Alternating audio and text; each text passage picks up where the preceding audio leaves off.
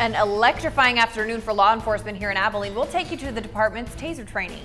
And FEMA teams in the big country getting a first-hand look at damage left from recent flooding. Fox News First for your Wednesday evening starts right now. Live from the heart of the big country, this is KXVA Fox News First at 6:30.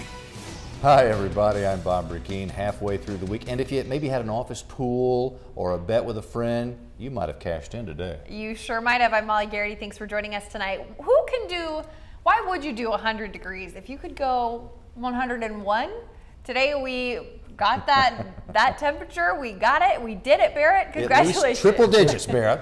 We did. We finally reached 100 degrees and above. 101 degrees today, first day this year that we have done that. Partly cloudy conditions is out there currently. That will continue for the next several hours into the overnight hours as well. Now, places to the northwest of Abilene, we'll see some isolated shower activity. That'll die down around 8, 9 o'clock. 97 degrees at 7 p.m. in Abilene. 86 degrees by 11 o'clock. Now, their frontal boundary is approaching. It will reach into the area. Because of that, there will be enough lift for some rain chances, and I'll have that weekend forecast for you coming up in a bit. Back to Bob and Molly.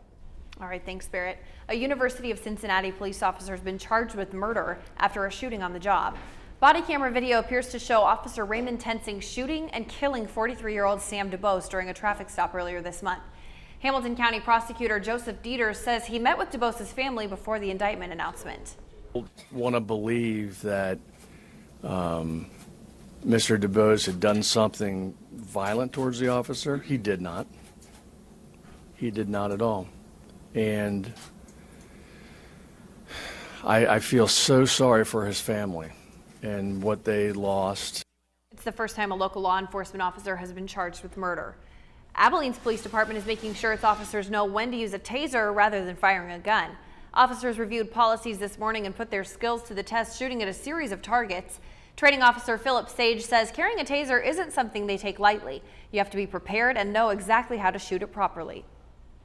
That's important because these officers are carrying that tool out there every day when they're out there doing their job. And we need to make sure that they are fully trained and well prepared to handle just about any situation. In the training scenario, the officers do and say everything they would in a real-life situation. An Albuquerque dispatcher under investigation after he mishandled a 911 call for a 17-year-old that was fatally shot. Police say Jaden Chavez Silver was shot at a party. That's when people called 911 for help. During the call, though, the dispatcher, who's been identified as Matthew Sanchez, repeatedly asked if the teen is breathing, which causes the caller to snap and start cursing. Police say Sanchez tells the caller she's on her own and hangs up. Is he breathing? He's barely breathing. How many times do I tell you? Okay, you know what, ma'am? You could deal with yourself. I'm not going to deal with this, okay? No, my friend is dying. Matthew Sanchez is not on administrative leave, but he has been moved out of that call center. An internal investigation is underway. Oh, you can tell summer's waning. If nothing else, the sheer amount of back-to-school ads. Best time of year. Forget about everything you know about what the kids need, though. Our Vanessa Page found out how evolving technology is changing the age-old school supply list. Big cheap tablets and number 2 pencils are more a part of history than a part of kids' school supplies. I think iPads and tablets and stuff like that, it's expanding more. This dad of a second grader says school supplies lists have to keep up with technology. If my daughter could get a head start on that, I would love for her to get there. He believes the number of notebooks requested on his daughter's list aren't necessary, and schools can save paper by practicing writing on tablets or computers, what they'll most likely be using in the real world. You know, on my job, when they sign for something, they sign with their finger on the tablet. They don't have to sign with paper anymore. I haven't even seen a piece of paper or a pencil at my job in a while. So Abilene's Executive Director of Education, Jeffrey Brockovich, tells us lists are shorter. Teachers need things now they didn't before, like wipes to clean students' keyboards and flash drives. More things have been taken off to reduce costs for families, like facial tissue and hand sanitizer, so they can buy things more suitable in today's tech-savvy world. In Abilene, Vanessa Page, Fox News First. An arrest in a killing from last weekend in Abilene. 53-year-old John Lewis Atkins was arrested and charged with the murder of Letitia Hilly. He's also facing a felony charge of possession of a gun. Abilene police say they found the gun used in the killing in Atkins' vehicle. Hilly's body discovered behind an abandoned house in North Abilene last Sunday. Jones County has taken the next step in getting federal disaster funding. This morning, commissioners met with the FEMA team to go over requirements the county must meet in order to receive federal dollars. The federal government could pay 75% to repair damages, and then the county would foot the remaining 25%. It's simply to restore the roads back to the conditions they were before the disaster, which is a huge benefit for us because we've got lots of miles that have been damaged and we really truly need the assistance. The next meeting with FEMA is set for August 6th, where they'll start looking at some problem areas. Abilene parents have until August 3rd to sign up to get those free shoes for the children before the start of school. The Abilene Association of Realtors and Salvation Army are collecting money to buy the shoes. A couple hundred have already signed up, but they're hoping to get a couple hundred more. Everybody has nice new tennis shoes on, and if you're the one that doesn't, it's uncomfortable a little bit. You know, you want to feel like you have something nice and new to go back with, and they do that for our community. Charles says once everyone is signed up, students will be able to pick their shoes August 11th and 13th. Experts are trying to determine if an aircraft wingtip and other debris found near Madagascar are linked to the Malaysia Flight 370 that disappeared 2 years ago. Officials have opened a probe looking into the origin of that wreckage. The 9-foot-long wing section has an identification number that will show what type of aircraft it's from. Malaysia Flight 370 disappeared back in March 2014 with 239 people on board. It's been a long time since no evidence. It has, and no real trace at all, so it'd be interesting to see if that's from that. It will, yeah. Well, we've all heard the stories, seen the movies, and of course we remember that shootout in Waco. All the biker coverage has many thinking they're all of the same ilk. Later on Fox News First, we'll shake up your perspective of biker gangs.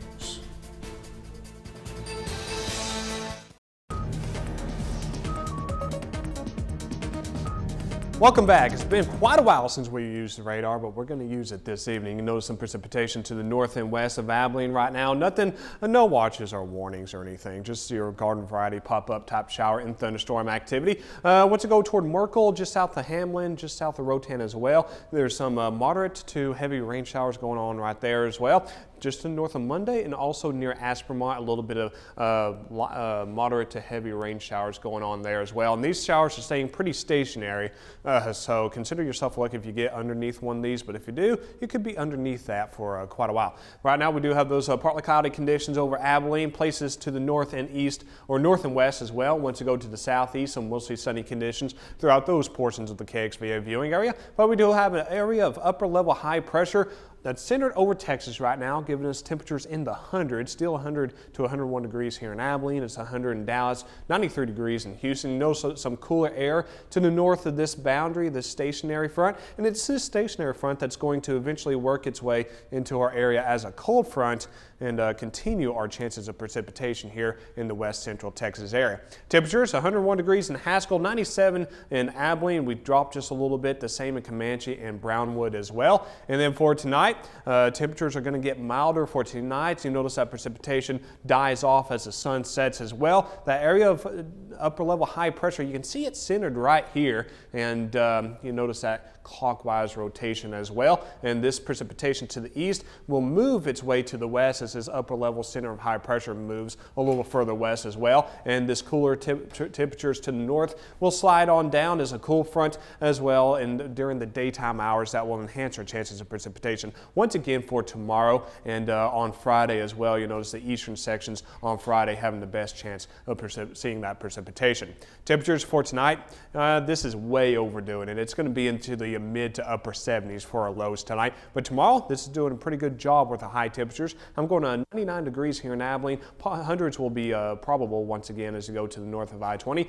90s to 100 degrees once you go to the south of I-20. 76 degrees will be the low for tonight. Partly cloudy skies. That will continue for tomorrow, but when the late afternoon and evening hours, a shower will be possible here in the Abilene area as well. Here's a quick 7-day forecast. 98 degrees on Saturday. Just slight chances of precipitation from pretty much tomorrow all the way until Sunday. There's a couple of reasons for that. Some upper level energy, weak energy, but nonetheless it'll still be there for the weekend. Also some extra lift with that front sliding through as well. Nice to see some folks in West Texas getting a little popcorn shower popping up. That's good. It is nice. We really do need that, especially in the middle of summer like this. Oh, we Keep our eye on it for sure. We'll be right back. You're watching KXVA Fox Abilene with Bob Rakeen, Molly Garrity, Chief Meteorologist Barrett Phillips, and Sports Director Manny Diaz. This is Fox News First at 6:30. We've all probably all said it, OMG, but it's not what you think it stands for. Law enforcement uses the term to describe outlaw motorcycle gangs. You've seen the Sons of Anarchy and the coverage of the Waco Twin Peaks shooting, but as Mike Landis with our sister station in Tyler reports, everything you're about to see, everything you've known about OMGs is probably wrong.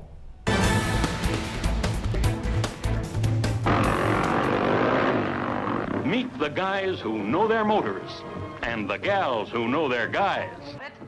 Most of what you think you know about OMGs comes from Hollywood. Don't ever sit on another man's bike. Sons of Anarchy has had a strong 7-season run. Even real OMG members watch it, if nothing else, for a good laugh. I've got a lot of friends who watch that mood show, you know what I mean? And yeah, my wife gets me to watch it, you know what I mean? The way they ride, their pack, I mean, there's so much about it that you don't fly. James, not his real name, has been immersed in OMG culture in East Texas most of his life. Knows the inner workings of the clubs, mostly Cossacks and Banditos in East Texas, and he agreed to give us insight on condition of anonymity. He immediately took issue with our terminology. For starters, we're not motorcycle gangs. Nobody calls them a gang. No. It was a COC meeting, a confederation of clubs, that brought Banditos, Cossacks, and other clubs to Twin Peaks in Waco last May. An event law enforcement knew had an undercurrent of bad blood. Some say a Cossack ran over a Bandito's foot. We don't know what happened for sure then, but we know what happened next. Shots were fired, and the scores of police standing by started firing too. One Bandito was killed, a Bandito supporter killed. 7 Cossacks, including Charles Russell of Tyler, killed. 12 wounded, and 192 people were arrested that day. And perhaps a surprising take on the police response that day from our East Texas OMG insider. It saved lives, I believe. Yeah, most definitely. If the fighting or whatever was going on there before law enforcement stepped in, I think it would have got worse. And who are we dealing with here? Cossacks began in Tyler in 1969, very strong in East Texas with clubs across the state and beyond. Banditos began in South Texas, and they're worldwide, like the Hells Angels. We're told territory, respect, dues were issues that boiled over at Twin Peaks. It might surprise you to learn that something as simple as an embroidered patch could hold such power, particularly the lower third of that display, the bottom rocker. And that bottom rocker is the territory, and that means a lot. People kill over a piece of cloth, which is kind of ridiculous, you know, when we think about it, but it's a big thing to them. Texas is a Bandito state. They're the only ones allowed to fly Texas rockers, supposed to. You have some others that have gained the respect from the Banditos and allowed to do that. Cossacks aren't one of them. They didn't ask permission. When you want to fly a 3-piece MC patch here in Texas, you ask the big boys, and that's the Banditos. Cossacks with the Texas rocker were everywhere at Waco that day. Banditos have a motto that says, "We are the people that our parents warned us about." You break their laws, then you're going to be dealt with, because it's a society within a society. OMGs, complicated, fascinating, with a constant undercurrent of danger. No wonder Hollywood is drawn to the subject over and over again, even if they rarely get it right, according to the OMGs. Less than a week ago, 174 of those 177 bikers held by McLennan County authorities were released on bonds ranging from $25,000 to $1 million. Boy, again, the season hasn't started yet, but when you get good reviews and good news and good numbers before the season starts, it's got to make you feel good. Absolutely, and it looks like ACU might have a little pep in their step ahead of the Southland Conference games, Manny. Oh, for sure. The Southland Conference preseason poll released today, and ACU in the mix in that. Plus, is Jerry Jones ready to call the Cowboys a Super Bowl contender? Stick around, sports is next.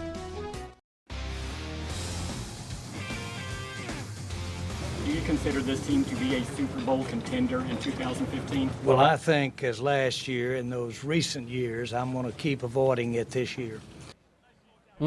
Jerry has definitely learned from years past to ditch that Super Bowl talk. Today it was insight into what the fans have been questioning the most. More from Oxnard, but first.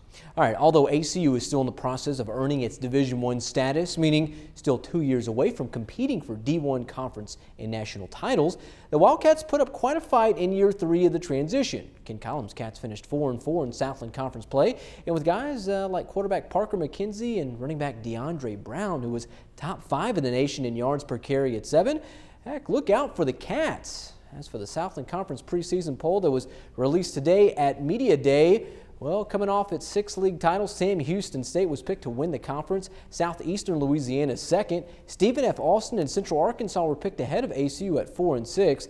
2 teams the Cats beat last season, while ACU was picked to finish 7th. Meanwhile, Incarnate Word, Nichols, and Houston Baptist rounded out the rankings. But for Ken Collins and the Cats, it comes down to the little things if they want to be at the top. Good for 3 quarters, but you better finish games, and because everybody that we line up against is they're gonna be trying to do the same thing. A lot of times when you look back as a program that's growing, a lot of that has to do with depth. You got to develop depth in order to finish games, and we're in the process of doing that. The Wildcats will see both Sam Houston and Southeastern Louisiana, the 2 favorites of the league, at Shotwell this season.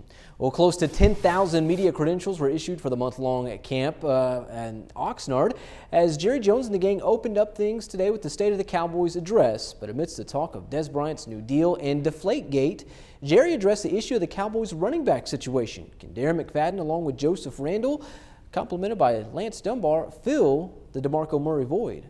To some degree, that's the kind of back, if you add those 2 together, that we had in Murray.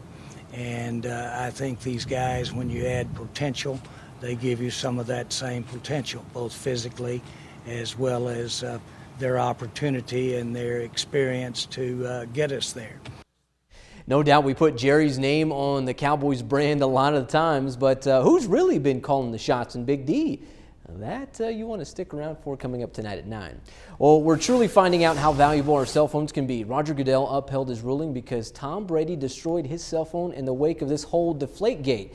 But as Tom Brady explained today on his Facebook page, along with a number of other things in a 500-word statement, he wasn't aware that his destroyed phone would result in discipline. Can imagine too many folks, including Pat's owner Robert Kraft, being Team Roger Goodell these days. Well, being in Texas, you don't have to go far to meet a gun owner, or who knows, or who may know their way around one. Meanwhile, the Texas 4-H Shooting Sports State Games has made its way to the Big Country. If you thought shooting wasn't a sport to write home about, think again. It's the Texas State 4-H rifle and pistol matches, with many local kids from all over the Big Country here to compete. Yeah, it's really exciting. We do this once a year, and it's always great to see all of our friends and just compete and have a great time. Miss Antonek here has finished in the top 5 in 6 out of the 8 events she's competed in. So you have to be very dedicated. When you're younger, you have to practice a lot. Once you get to this age, you pretty much have all the events down. You like best what you're good at. Sticking with that idea, the Taylors here love precision shooting. Use your bone structure instead of your muscle structure. So you gotta stand in weird positions and everything, and then you just gotta make sure nothing's going on in your mind. When I get up to the line, I mentally have it ready in my mind where I just look in the book and go ahead and tweak it down, and I know what I'm gonna do. They're a brother-sister shooting duo, and what's more, we're sort of our coaches, and we read out of books and take pictures of each other and really try to get to that level. Whatever they are doing is working. Both Megan and Nathan have won a 4-H air rifle national title throughout their young careers. I'm Danny Rondeau with Kxva, Fox News First. National title? Wow. That's pretty Sharp impressive shooters. there.